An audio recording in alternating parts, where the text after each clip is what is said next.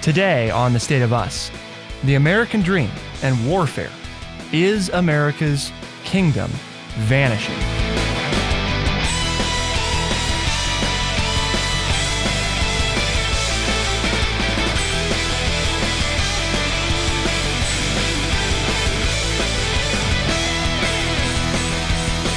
Welcome to The State of Us. I'm your host, Justin T. Weller, joined today, of course, by our resident boomer and historian, Mr. Lance Jackson.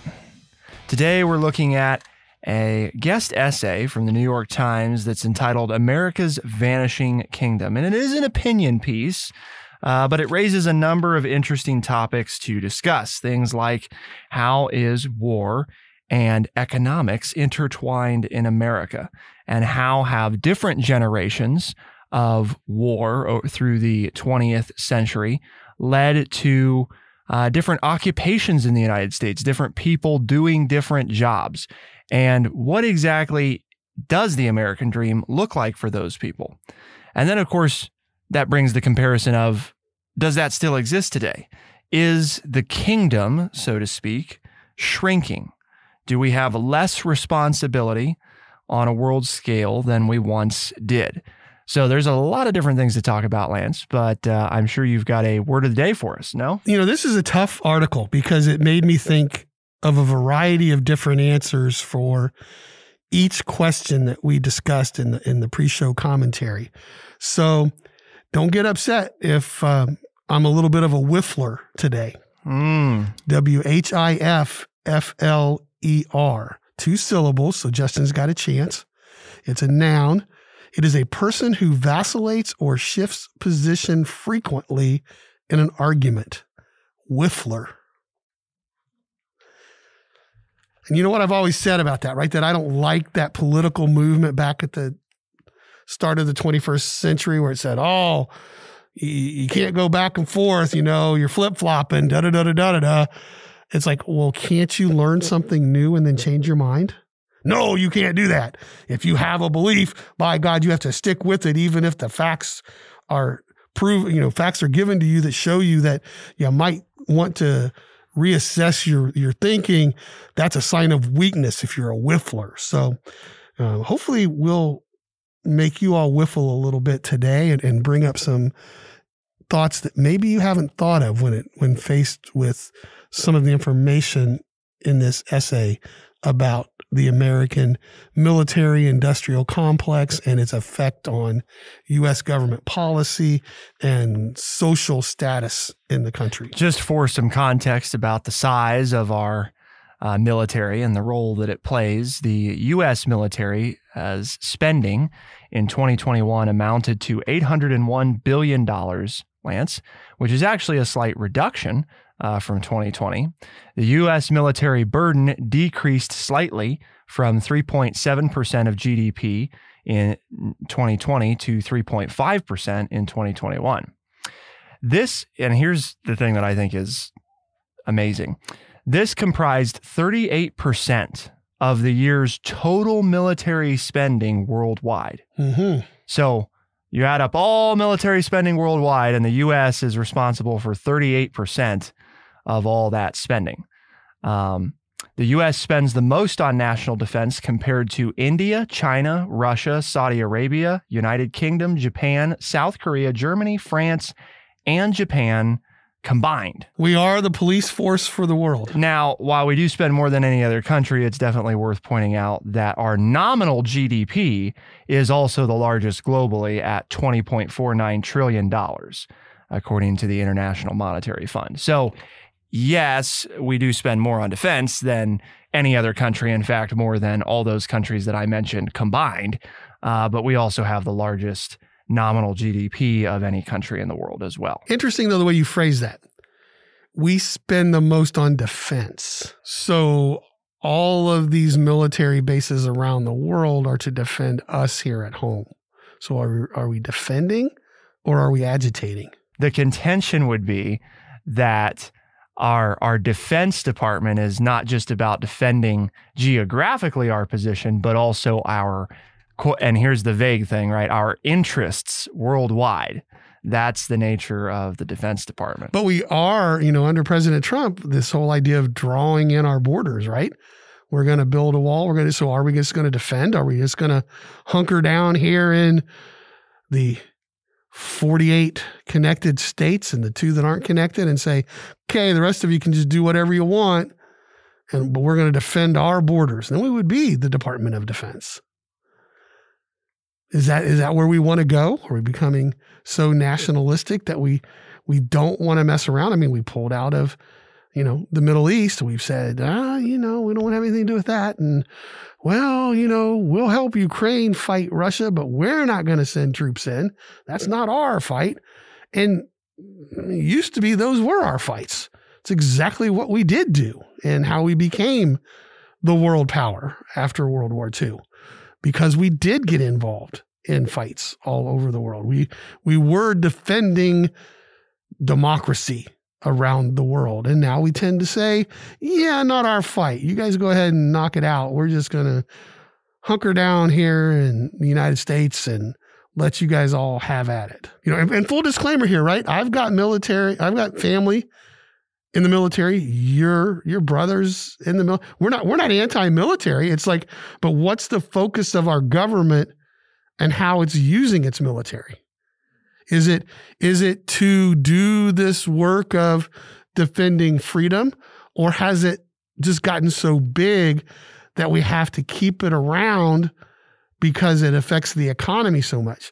So many people have jobs in this military industrial complex to make the helicopters and the bullets and the canteens and the Kevlar vests and the airplanes and the bombs. And, it's as you pointed out, a multi-billion-dollar business to make things for the soldiers and to make weapons. And if we downsize the military, what does that do to our economy? I mean, as this article points out, there are towns in the Northeast that have been built on factories for weapons. And I'm not talking weapons as far as gun control. I'm talking about weapons for the military. And when the military downsizes, these factories have started to close and people are out of work. And they've existed since World War II. Well, and I think the modernization of the military is a big item of contention and debate, not just inside the military, but holistically, because we do, in the last, I think, two decades, started to really think about too, maybe even longer than that, the automation of warfare and defense and the decreasing need, right, for human beings on the front line. And we've definitely moved, especially in my lifetime, toward more unmanned missions, drones, right, or manned airstrikes, but from, long distances away, much safer, quote unquote, safer. And I think that raises then questions too about, well, how many factories do you need to produce bullets, or how many factories do you need to produce the Kevlar vests or the helmets or the uniforms because again, it's sort of back to that notion of maybe we don't need as many humans to be in the military as we once did. We're going to talk about that and see if we can get Lance to do some whiffling for us as a whiffler, but maybe not. Maybe he'll be very definitive in his thoughts. But I think it is tricky because it does raise those questions of it's so ingrained, the Department of Defense, Department of War, the military, in the lives of Americans that it's a tricky thing for any of us to look at in a very objective light, regardless of our background or expertise, simply because it's just always been such a fixture of our country. So let's talk more about that. Keep it here on The State of Us, and we'll be right back.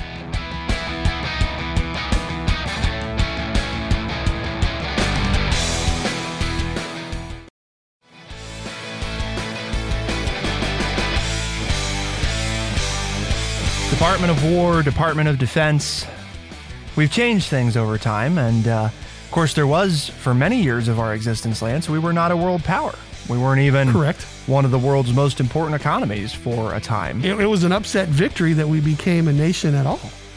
I mean, no, when nobody expected us to defeat England, and without the help of France and Spain and the Netherlands, we probably would not have, is to study great powers, the Romans, the British, and now the United States, and like, how did it all come to fruition, and what caused them to be successful, and then what caused them to start to lose power and fade from dominating the world. But I would say, Lance, as an amateur studying those things, the common theme that I think we saw both in the downfall of Rome and the British Empire, which is then an interesting thing for our discussion currently. Now, granted, the technology is majorly different. So there's people will argue all day about why the Roman Empire fell, why the British Empire, slowly fell over many years. But in many ways, Rome followed that same. It's not like, the Romans woke up one day and, we're not a world power anymore. I mean, it was a gradual sort of descent into becoming less and less. Well, people talk about the shrinking British Empire. And, the name of this article is America's Vanishing Kingdom. Right. So is it disappearing before our eyes, but as so slowly that we don't see it? Is this something that historians in the future, which I think is where you're leading, in the future, are they going to start pointing to certain things and, this is where it started to decline?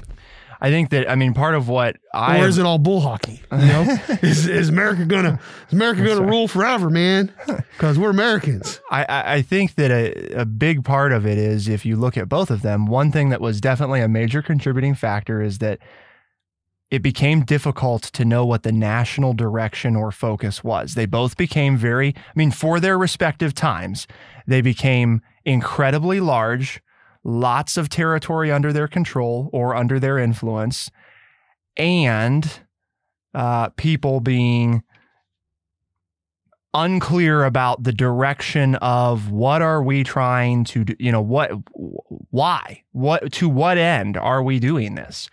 So I think now culturally very different. You just checked 3 boxes in the United States. Yeah? Did I?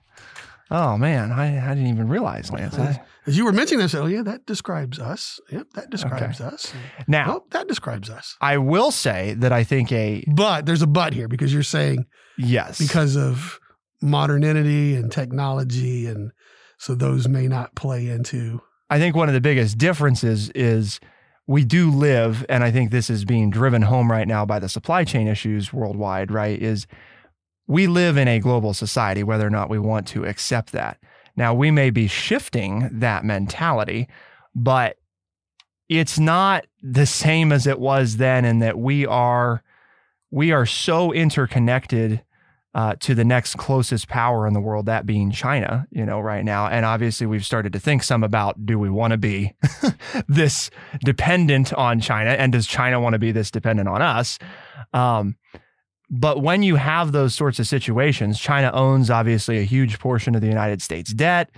The global economy is built around the United States dollar.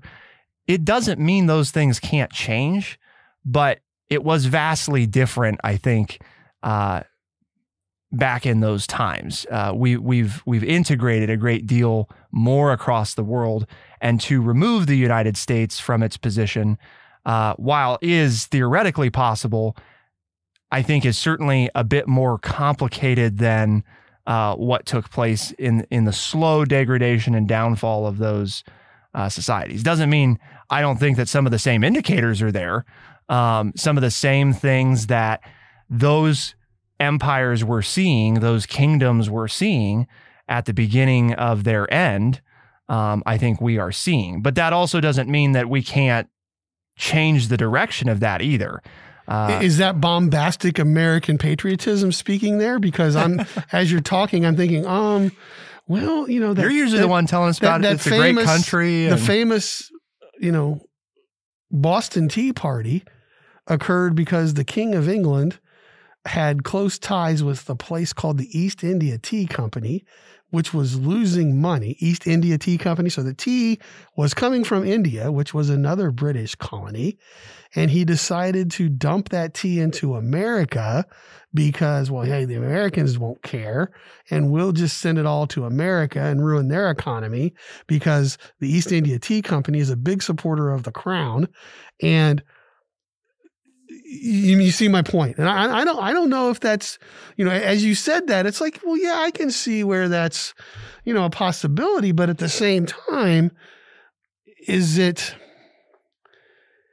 can we make enough stuff? I mean, I know that's like sacrilegious to say, but can America make enough stuff on its own? And here's the kicker, folks. I think the answer is yes. Are we willing to pay for it? One reason why, if you look around your place of employment or your home and you pick things up and you look at the tag or you look at the underneath side where it's stamped where it's made, why is it made in China and Southeast Asia, so much of it? Oh, because they don't pay their workers anything, so they can make it cheaper, send it over here, and even with all the tariffs, it's cheaper for us, the consumer, to buy those products than it is to buy those very same items that are made in America. So I think that it is quite possible for the United States to make its own stuff. But how many consumers are willing to pay more for the Made in America brand? Because we don't pay our workers pennies on the dollar for labor. Not anymore. Right. Well, because we did once. We did, and we had child labor, and we don't allow that anymore. It's against the law to have child labor. And these other countries do that, and that's why they can make products cheaper than us.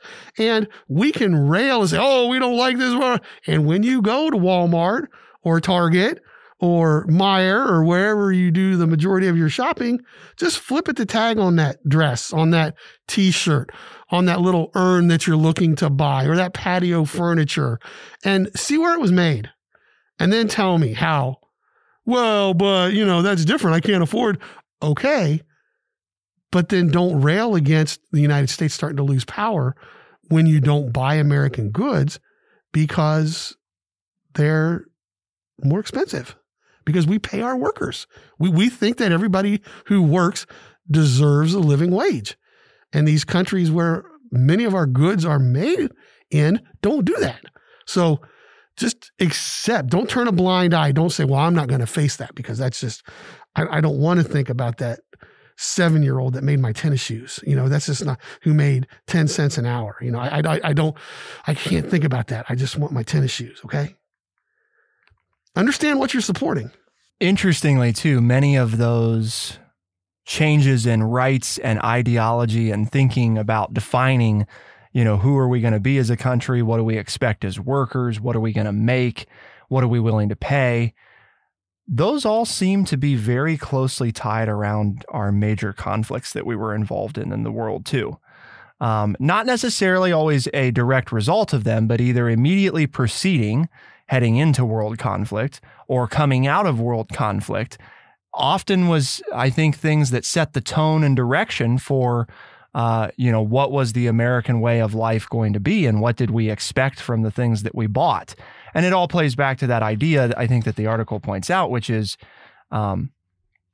we have been in conflict for a majority of our history, and our nation really doesn't know anything to the contrary. Now, that's not implying necessarily that it's inherently evil. I think, or it's a bad thing. It's just a fact. It's just a reality of. I mean, the number of years we've been in existence and the number of years we've been fighting somewhere correlates into the majority of the time we've been fighting. We're getting ready to fight. We're preparing to defend ourselves. Yep. And as the article points out, we are in a perpetual state now of, heavy military spending. And part of that is because where's the next attack going to come from? Right? Part of it is that. The other part of it is the jobs, right? And it's very difficult to contend, to just cause people to lose their job, when they've spent, as this article talks about, their entire life devoted to making a certain thing that the military needs. Oh, so if I'm a senator from a state that depends on the military industrial complex, I might have some pork barrel legislation that keeps that factory open because those 5,000 workers all helped get me elected. And if I want to get reelected, then I don't make a decision based on whether we need this stuff or not, but the fact that I need to keep these people working. That's right. Oh, okay. If you ask them if they think that it is needed, they might be a whiffler and, it's important to my people in this district, right? Do we really need it as a nation? Well, that's, maybe not so much. I'm willing to cut the military budget, just don't cut it here in my state. That's right. Well, the same thing of, Congress is terrible, but I love my congressman. Well, I'm not sure that it's also the thing that's frustrating because you had mentioned here in America, we want to pay people a living wage. I was hearing Gen Z jump up and down and be, we don't pay people a living wage. But the other counter to that is, and Lance and I are on the record, by the way, many times is pointing out that, we got to take a real look at the minimum wage and figure out what we want to do there. So we're not contending that minimum wage is, a great wage and you're going to make an awesome life off of minimum wage. Not saying that, but it is a relative thing as well, right? Very relative to what you find in other countries, especially if you look at the country that is the next closest in terms of total economic power. The standard of living is not even in the same ballpark for the average Chinese citizen as it is for the average American citizen. So there's that question too of, to Lance's point, what type of standard of living do you want? And do we care? I think that to me, this is the big one. The military industrial complex is essentially, I think, what allows us to sit on top, because at the end of the day, regardless of economic power, regardless of how integrated we've become, in that regard to the world, what keeps everybody from screwing with us? Well, it's knowing that we occupy 38% of all the spending worldwide, and that if the next 10 militaries attacked us, we are larger than them and more powerful than them. And what keeps people in line? The fear of us maybe becoming involved, right? We don't want that. Other than Vladimir Putin, but. Well, But do you think But is he afraid that we're going to get involved? Exactly. Is he doing things on a slower basis and in such a way to get what he wants rather than doing something more powerful or more drastic that, to your point on shows we've done here in the past 2 or 3 months, the weapons that Russia has available to itself, is he not using them because he's fear of the United States then getting involved? So yeah, I see your point. Our adversaries, right, aren't at the moment, they're not taking what history has shown them to be ineffective, which is the direct confrontation with us. They're going death by 1,000 cuts. Well, that didn't hurt so bad. That's not too bad. Well, that one didn't hurt too bad either. Well, that one didn't hurt too bad either. So little things, annoyances, little picking away. But that's right, if the water pours onto the concrete long enough, it will eventually have a pothole and eventually crack and then break, even if you can't actually see it all taking place. So let's talk about that. Keep it here on The State of Us, and we'll be right back.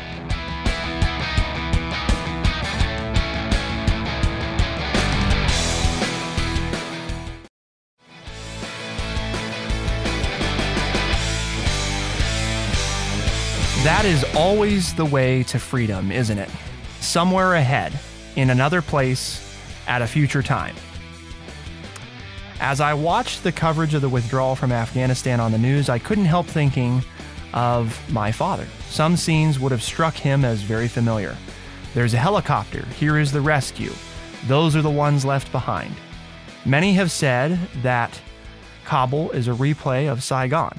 For years, while Vietnam was under a U.S. embargo, people hungered in the way that many Afghans now hunger, left with a decimated landscape and devastated economy, families like mine set off on a raft of hope, following our own narrow forward. I imagine some in Afghanistan are contemplating the same. But Kabul is not really a replay of Saigon. It's a continuation. And now the United States has become a shrinking kingdom with far less generous immigration policies, fewer opportunities, and little sense of responsibility for the damage it has caused. Freedom, for the more recently displaced, is all that much further ahead. Now, that is a quote, by the way, there from the article that we've linked today, America's Vanishing Kingdom, at thestateofus.org. So what do you make of that, Lance? Is that where we're at? Freedom, it's somewhere ahead in another place at a future time. Is America really free, or is it just something that we aspire to? A good brand? Well, we talk about this all the time. Semantics, right? What's your definition of freedom? And I think if you ask 10 Americans, you'd get 10 different definitions. And you'd say, oh, no, we all agree on what freedom is. Do we? We have some Americans who say freedom should be that there aren't any guns that can shoot and kill me. And so my freedom is based on the fact that we do away with weapons. And then you have other people who cry, no, it is my Second Amendment right to own a gun. And that's freedom, that I can arm myself to the gills to protect myself against the evil people out there. So see, I just say that to just understand that when you say the word freedom, we're all like, yeah, we all want freedom.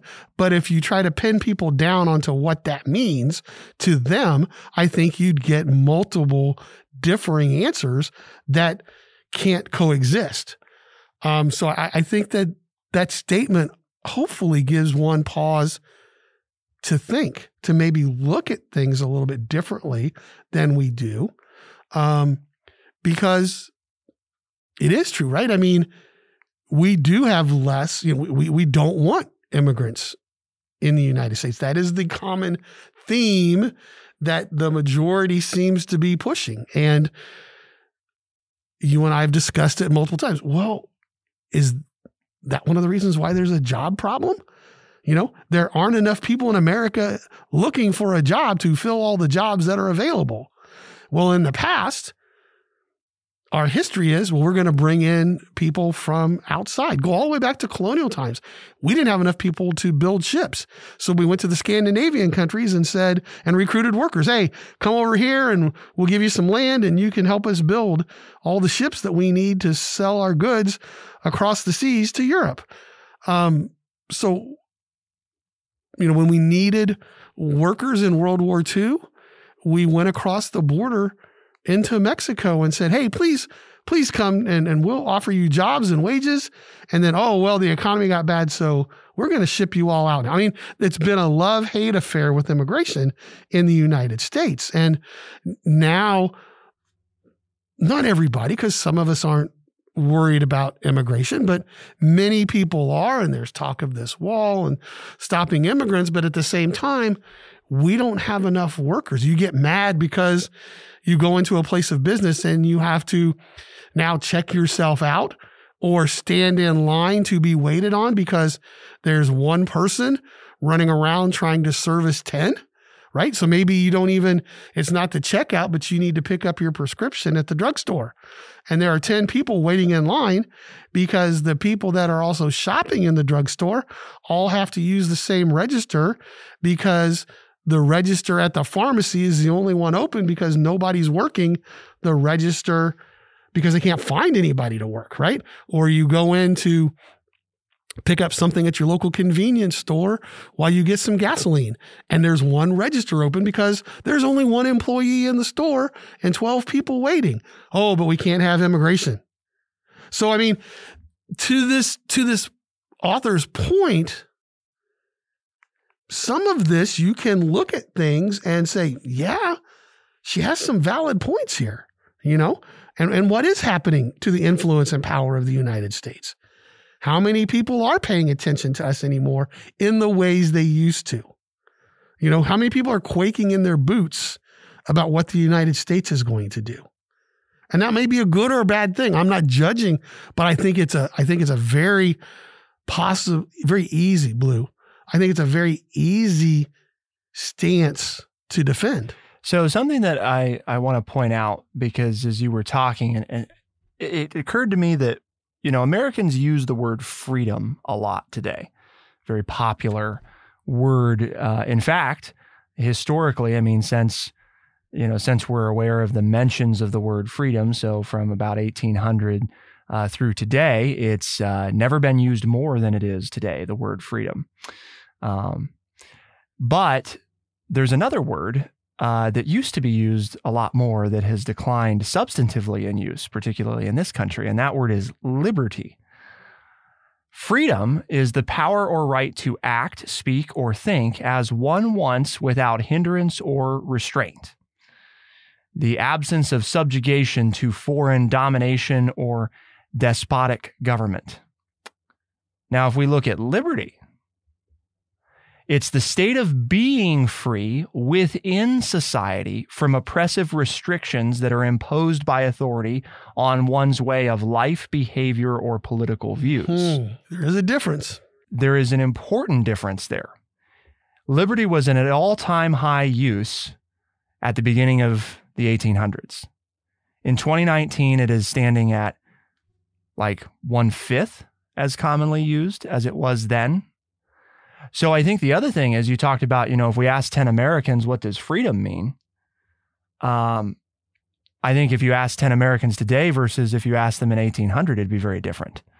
Because the other thing I think is, while freedom has fluctuated historically in its use, actually decreasing substantively at the beginning of the 1900s and not really returning to prominence until the 1950s.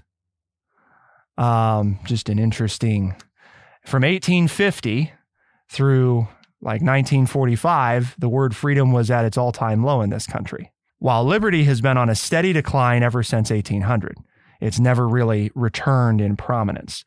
But why is any of that relevant? Well, I think it speaks a lot to the branding of what we have done as a country. We've become, since the 1950s, very focused on freedom. That's what we have to talk about. But really, if you look at the founding of our nation, freedom wasn't largely, the primary thing being discussed. It was liberty. What do we want? We want liberty. And liberty is not the same thing as freedom. It is similar. But it is not the same. It's being free within a society from oppressive restrictions imposed by authority, where freedom itself is actually just the power to write, act, speak, and think as one wants without hindrance or restraint. There's no qualification there. It's just do whatever the hell you want, whenever you want. And notice you didn't say government of an oppressive government. Correct. So then you have to define the word oppressive, because, okay, well, the government says I can't do that. Okay, but is that oppressive? Is it despotic? Well, it's the whole give me liberty or give me death, right? Right. They didn't say give me freedom or death. Right. They wanted liberty. So it wasn't, I don't want government, I don't want restraint. It's, I don't want oppressive restraint and government. And I think the reason I bring that up is because I think that's an important distinction that we don't think about right now. Everybody's, well, my freedoms are being, well, that's what government and society is restrictions on freedom, Which is why liberty was what we fought for. Right. We didn't fight for freedom from England. We fought for liberty. Yes. Our own personal liberties. Which is also why, by the way, the word freedom is not actually even mentioned in the Declaration of Independence. Liberty is. Liberty's brought up. But freedom is never actually enumerated as one of the things that we feel like we deserve. We wanted life, liberty, and the pursuit of happiness, right? Again, just interesting things to keep in mind when we talk about where are we in the world and what do we want and how, and what is the purpose of our military industrial complex? Is it to keep us free, to keep us just? Do we not know? And I think, again, to the point. Is it just to create jobs, to keep the economy humming? And I think the answer is it's a combination of all those things, right? It's become so interwoven in our society that it is a necessary part of the economy currently. It is also what keeps us on top, because people are afraid of the possibility of what could happen if they are against us, and or they rely on us for protection. Powerful thing, fear. But then it also calls into question whether or not we're really living up to the ideals that we speak of. Very true. Do immigrants come to the United States because they want to be free or because they want to be safe? And is it one and the same? Or do they just want liberty? Because they have an oppressive government who is not letting them speak freely and is putting them in concentration camps for their, or in prison for speaking their mind. And they want to come somewhere where, hey, supposedly in the United States, you can speak your mind without harm coming to you. Because we've never taken action against people speaking their mind or... Well, we say we stand for it, you know, we'll see whether or not. Good. When you're the winner, right, you get to write history. Right. And, you know, one of my favorite sayings is never, never, and it's never always. Right. Yeah. We have an ugly history of doing... There are exceptions. Of doing those things to people. We also have a history of some impressive movements in our nation's time that really changed things because of people who were willing to speak their mind and express their beliefs and views. So why did we have this conversation today, Lance? What was there a point to any of this? Or are we just having a good time talking away at people? And no, I mean, I think this article brought, and you need to read it, you know, in its entirety, but it brought up a lot of questions, you know, to cause one to ponder and to think. And that's what we do here at True Chat. We try to educate people by providing honest, open, and respectful conversations. And you know, you need to contact us and make sure that I don't think anybody was a whiffler today on the show, but email us at podcast@thestateofus.org and let us know. And let us know what you think about what we've said and what the article says once you've had a chance to read it. Tell your friends and family. And if they like the ideas and the concept of the show, tell them they can find us as a podcast on Spotify, Overcast, Stitcher, Apple Podcast, and everywhere podcasts are found. The State of Us is available Tuesdays and Thursdays as a podcast first thing in the morning. And we're heard on the weekends on AM and FM radio stations across the country. Not sure. I think Lance may have taken it today. I don't know. I would have given it to you, but I think, I don't know, it depends on how much you say. Whiffling wasn't a whiffler, was it when they whiffle? If you get credit for 3 or 1 there, you had one statement where you used 3 different variations of the word that all were correct this time. So, you know, I don't know. You might have eked one out, but it was good. And the big thing is, I don't think anybody was a whiffler today, but we'll let the audience decide. Send us those emails and let us know whether or not you thought we whiffled. You know, for as much as our founding fathers, Lance, all talked about liberty, John Adams did say something about freedom shortly before he died, our second president. And he said, posterity, you will never know how much it costs the present generation to preserve your freedom. I hope you will make good use of it. If you do not, I shall repent in heaven that I ever took half the pains to preserve it. That's deep. For the State of Us on True Chat, I'm Justin T. Weller. I'm Lance Jackson. Special thanks to Bradley Butch, our producer. Thank you all, our audience, for tuning in. We'll see you next time. Be the change.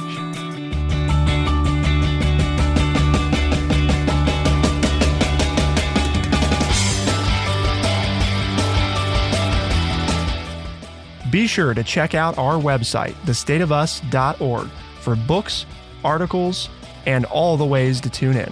thestateofus.org.